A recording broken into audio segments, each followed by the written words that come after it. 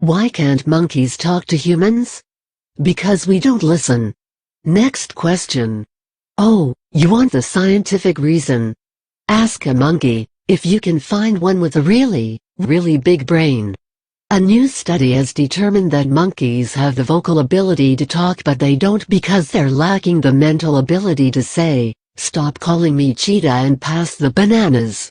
William Tecumseh Sherman Fitch III, an evolutionary biologist and cognitive scientist at the University of Vienna, and Asif Ghazanfar, a neuroscientist at Princeton University, co-authored the study published recently in Science Advances.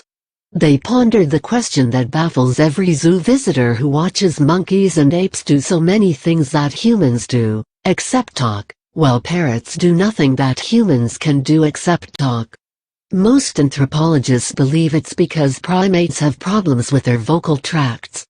Charles Darwin believed it was because they had underdeveloped brains. Fitch and Ghazanfar decided to side with Darwin and set out to prove him right. Their silent partner in the experiment was Emiliano, a long-tailed macaque from Princeton's primate lab. The team trained Emiliano to sit in a chair while his head and throat were x-rayed as he made monkey sounds, ate, yawned, moved his lips and did other activities using the body parts humans use for speaking. Next, they compared the 99 different configurations of Emiliano's vocal anatomy with those of humans speaking the 5 vowels, you know what they are, and determined that he could theoretically make the sounds with the equipment that he had. They even used a computer to simulate what Emiliano would sound like saying human phrases like "Will you marry me?" While Emiliano got no dates with that pickup line, he did prove that he could say it if what? Professor Ghazanfar thinks it's a brain thing. Now nobody can say that it's something about the vocal anatomy that keeps monkeys from being able to speak. It has to be something in the brain. Even if this finding only applies to macaque monkeys, it would still debunk the idea that it's the anatomy that limits speech in non-humans. Now, the interesting question is, what is it in the human brain that makes it special?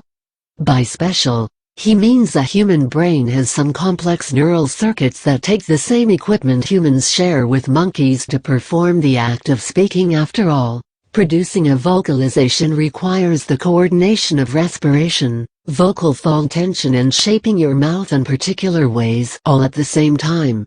And producing speech requires doing that in long sequences of such coordination. Professor Fitch believes anthropologists searching for the spot in human evolution when speech developed should look for when the genes that control speech first appeared. That's when Darwin might agree that the first pickup line was heard.